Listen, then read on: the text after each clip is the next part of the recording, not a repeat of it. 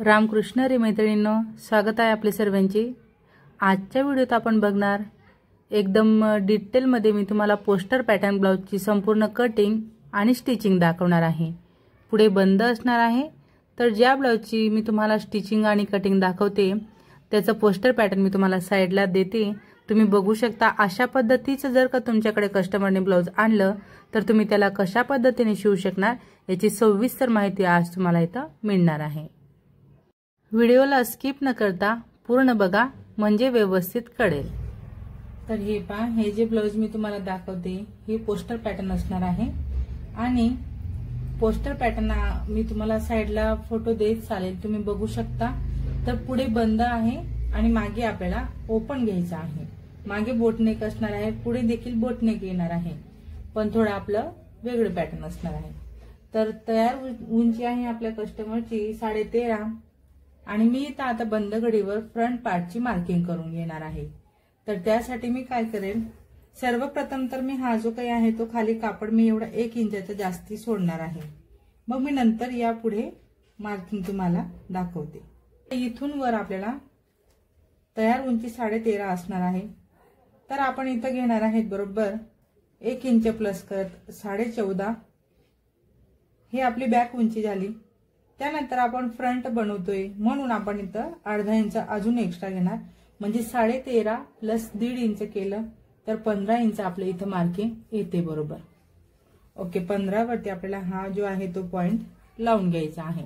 हे आपलं front part असणार आहे, लक्षात घ्या। आणि हे जे आहे ती ब्लाउजची कटिंग मी तुम्हाला 30 मापानुसार दाखवते। ओके, आता आपण कस्टमरचं जे मी अंगावरून शोल्डर मोजून घेतलेलं आहे ते 14चं आलेलं आहे, मी त्याचे निम्मे करत इथं 7 असं घेणार आहे। ठीक आहे, 30चं माप आहे पण मी शोल्डर मोजून घेतलेलं आहे। 13.5चे 14 आलेला आहे आपलं, तर आपण त्यामध्ये मार्जिन वगैरे ऍड करत मी 7चं घेतलेलं आहे। आणि त्यानंतर मुंडा खोली देखील मी इथं 7ची घेणार आहे। ओके, मुंडा 7चा, छातीचे माप आहे 30, 30च्या 14 7.5 प्लस 2 इंच शिलाई मार्जिन 9.5 असं होणार आहे। आणि डायरेक्ट कापडवर कटिंग करतोय म्हणून 1 इंच प्लस आपण यामध्ये अजून एक्स्ट्राचा घेणार आहे। ओके, आता आपण इथं आकार असा देणार व्यवस्थित अशा पद्धतीने। आता पुढचा जो आहे तो आपण थोडा डिझायनर गळा घेणार आहेत, तर त्यासाठी इथं जे आहे ती गळा रुंदी मी घेणार इथं बरोबर आपण 7चे शोल्डर घेतलेला आहे, तर गळा रुंदी आपण इथं 3.5 इंच घेणार आहेत। 3.5 इंच गळा रुंदी असणार आहे। आणि डीप मध्ये आपल्याला व्ही नेक घ्यायचा आहे फ्रंट साठी, तर डीप म्हणजे मी असं एवढा 9.5 पर्यंत घेणार आहे बघा, असा बरोबर मी इथं 9.5 पर्यंत डीप घेते। ओके, त्यानंतर आता आपल्याला इथं खाली जी आहे ती सपोर्ट साठी एक पट्टी लागणार आहे, क्रॉस पट्टी टाइप आपण पट्टी घेणार। तर ही आपण किती काढणार आहे तर 2.5 इंच, हे बघा 2.5 वर मी पॉइंट लावलेला आहे। ओके, आता हा 2.5चा पॉइंट आपण असं सरळ करून घेणार, म्हणजे खाली आपल्याला 2.5 इंच इथं मोजून घ्यायचंय। लक्षात घ्या, मी रेकॉर्डिंग मॅच न करता जसं मी खाली कृती करते तसंच मी तुम्हाला बोलून दाखवते। ओके, आता आपण इथं एवढी मार्किंग करून घेतलेली आहे। इथं आपल्याला जो आहे तो क्रॉस पट्टीचा आकार द्यायचा नाहीये, आपण आता इथं टक्स पॉइंट घेणार। तर 30ची छाती आहे, मग टक्स पॉइंट आपण कसा घेणार, तर 30च्या 14 आपला 7.5 होत असतो, त्यामध्ये आपण 1.5 इंच प्लस करणार म्हणजेच 9 इंच। ओके, 7.5 मध्ये आपण 1.5 प्लस केलं 9 आलेला आहे। आणि आता हे जे ब्लाउज आहे ते पुढे बंद असणार आहे, मग आपल्याला 30चा 10वा भाग किती येणार आहे तर 3 आणि प्लस मार्जिन मध्ये आपला इथं कापडवर कटिंग करतोय तर अर्धा इंच आपले मार्जिन जाईल, तर आपण इथून कितीवर मार्किंग करणार 3.5 वरती। तर हा जो काही पॉइंट आहे हा आपण बरोबर असं 3.5 वर लावून घेणार आणि अशी आपण खाली सरळ एक रेष मार्किंग करणार बघा इथपर्यंत।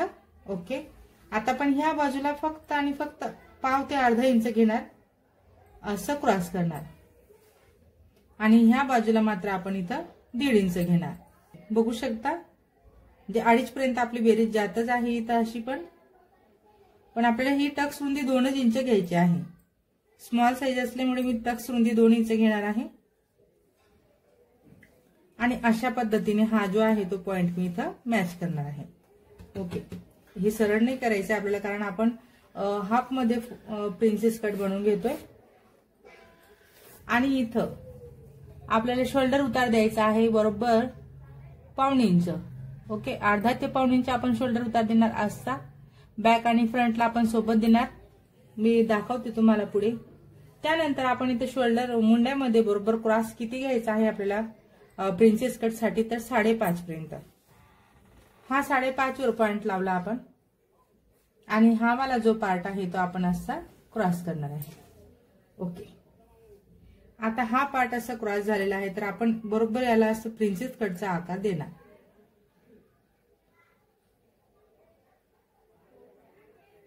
बघू शकता, एकदम परफेक्ट असा आपल्याला शेप इथं द्यायचा आहे. पहिले आपल्याला फ्रंटचा आकार द्यायचा आहे, त्यानंतर आपण असा साइडने बरोबर साइडचा आकार देणार.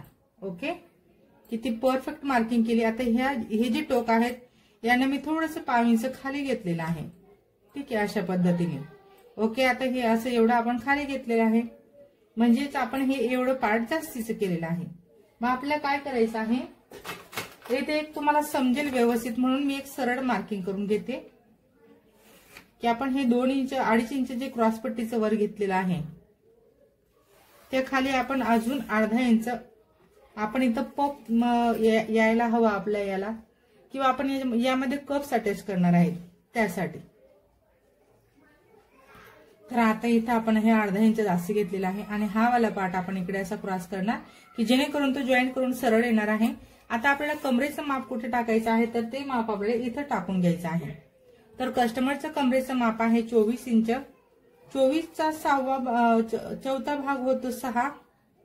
24चा 4था भाग 6 प्लस आपण यामध्ये हे वाले 2 इंच ऍड करणार. टक्सचं वेस्टेज टक्स जो जाणार आहे तो नेहमीची शिलाई मार्जिन आपण 2 इंच घेणार आणि जॉईंट साठी जो लागणार आहे तो 1 इंच घेणार.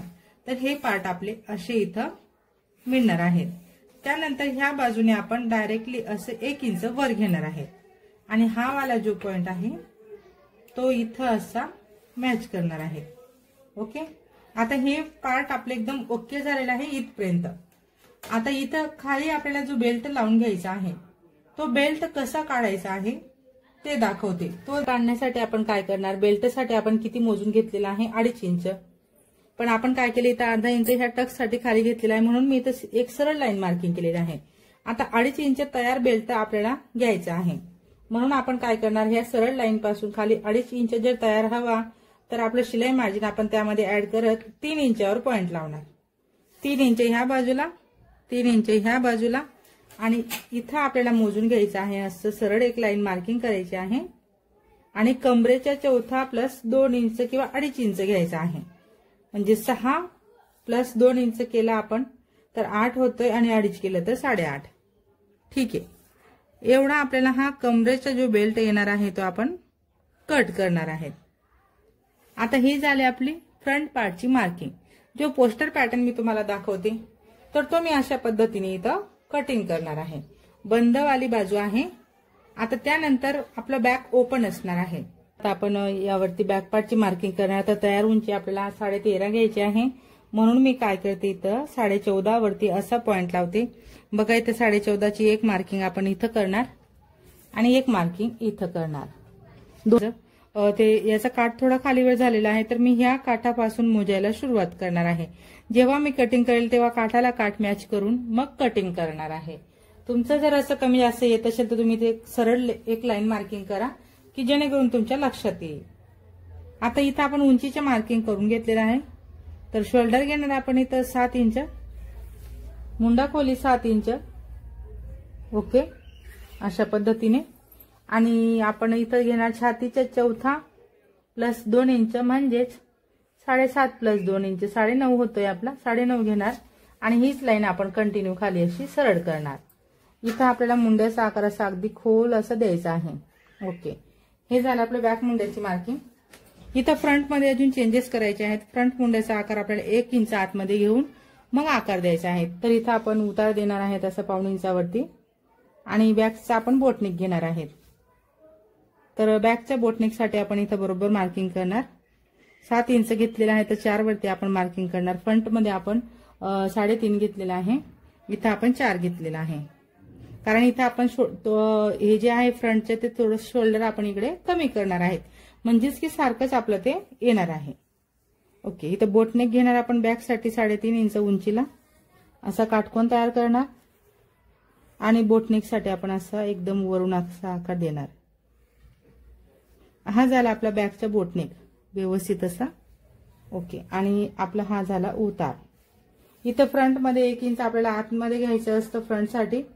हा 1 इंच आपण आतमध्ये घेतला आणि हा वाला पॉइंट आपण असा करणार आणि जो आकार आपण इथं मुंड्यातला दिलेला आहे तो असा थोडा आतून देणार। बघा, एवढे बदल आपले इथं झाले। हा जो आकार आहे तो आपला चुकीचा आहे, म्हणजे हा बॅक मुंड्याचा होता आणि हा आता फ्रंट मुंड्याचा आकार इथं झालेला आहे। इंचाचं कापड आहे तर मला डबल अस्तर लागणार आहे, कारण कप्स अटॅच करायचे आहेत। हे कप्स आपण यामध्ये टाकणार, तर अगदी ट्रान्सपरंट कापड असल्यामुळे असं बघा एकदम स्पष्ट दिसतोय। तर पुढे फ्रंट पार्टला आपल्याला डबल असं अस्तर लागणार आहे, तर डबल अस्तर देखील मी कटिंग करेल आणि कुठला पार्ट डबल मध्ये कट करायचा ते पण मी तुम्हाला दाखवेल इथं।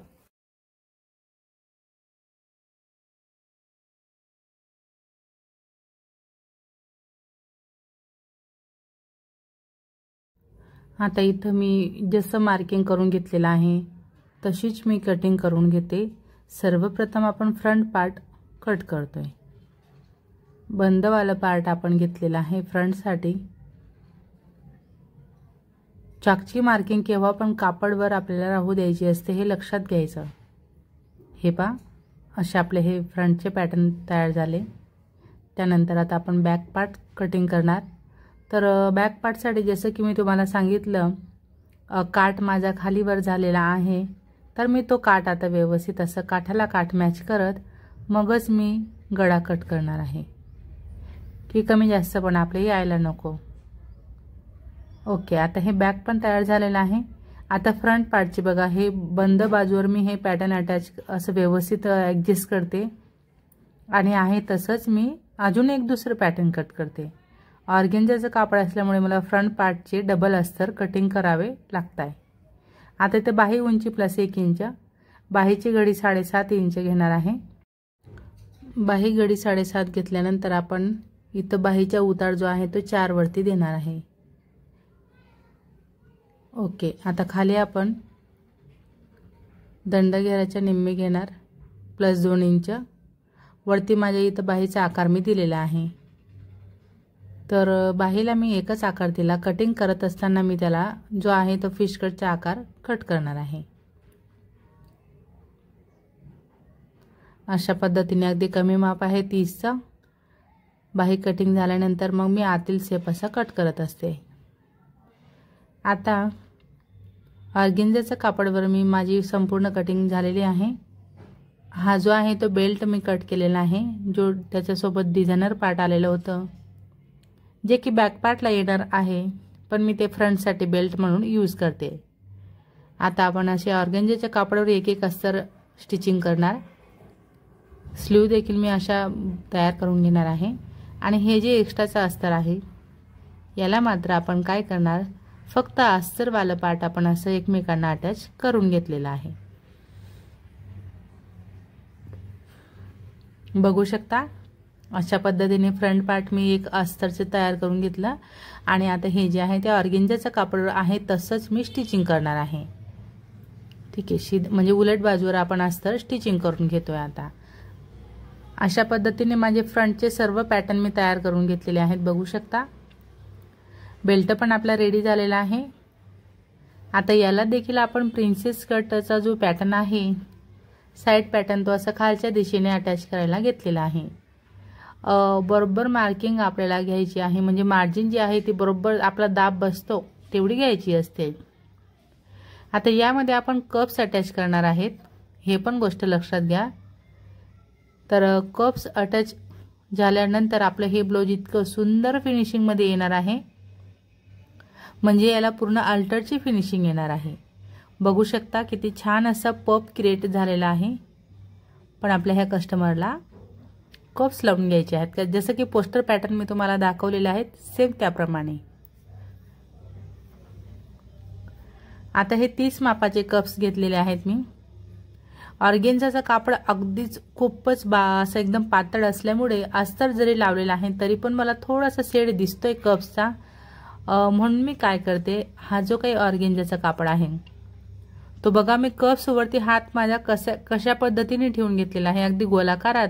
त्याला फ्लॅट मी अजिबात केलेला नाहीये, म्हणजे प्रॉपर त्याचा जो शेप आहे तो आहे तसाच मी राहू दिलेला आहे कप्सचा।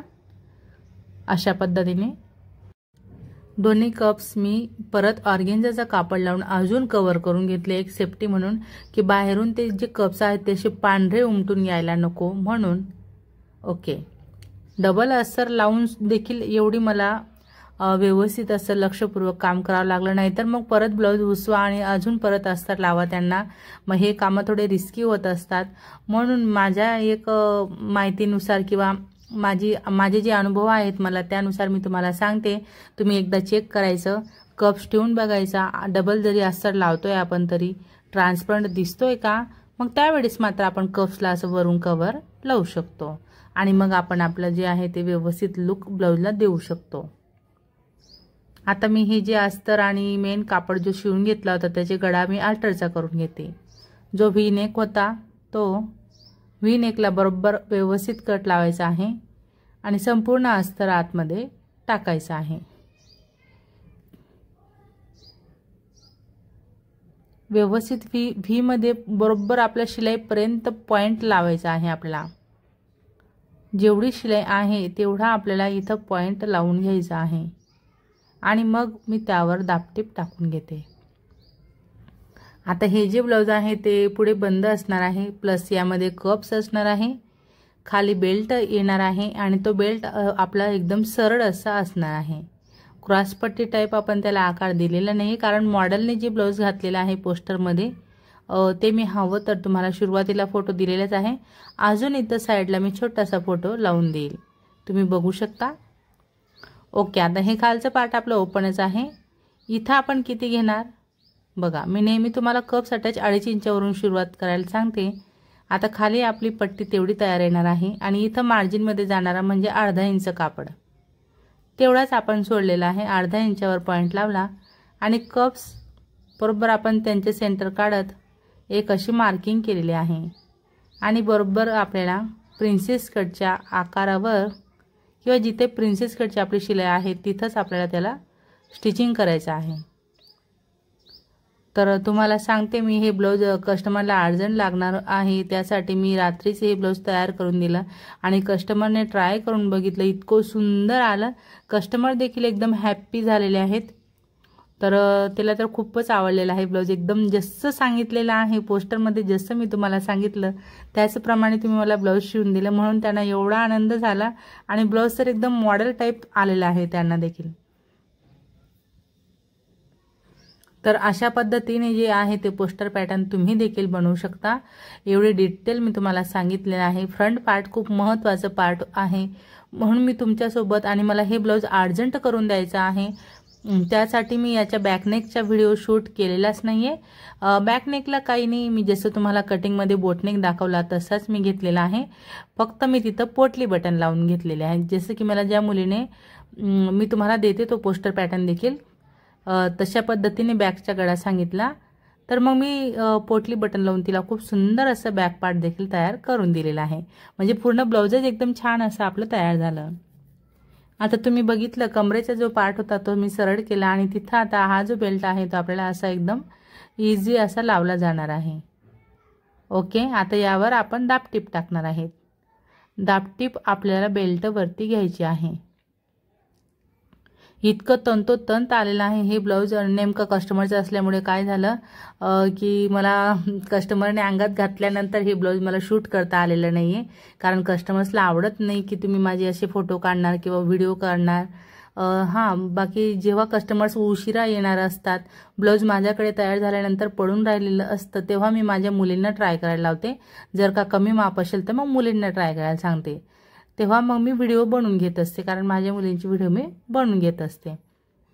पण कस्टमरचे आपल्याला तसं करता येत नाही. तर मग मैत्रिणींनो, आजच्या ह्या व्हिडिओत मी तुम्हाला संपूर्ण ब्लाऊज दाखवलेला आहे. तर आजचा हा व्हिडिओ तुम्ही माझा पूर्ण शेवटपर्यंत बघितला त्याबद्दल तुमचे सर्वांचे खूप खूप धन्यवाद. असेच माझे व्हिडिओ बघत चला व मला सपोर्ट करा. व्हिडिओ आवडला असेल, थोडा जरी फायदेशीर वाटला असेल तर व्हिडिओला मात्र नक्कीच लाईक करा, शेअर करा, कमेंट करा. चॅनलवर नवीन असणार, पहिल्यांदाच माझा व्हिडिओ बघत असणार तर चॅनलला सबस्क्राईब करा. सोबत बेल आयकॉन क्लिक करून ऑलवर सेट करा रोजचे असे छान छान व्हिडिओ पाहण्यासाठी. चला तर मग भेटूया आपण पुढच्या एक छान अशा व्हिडिओत आणि नवीन डिझाईनसोबत. धन्यवाद.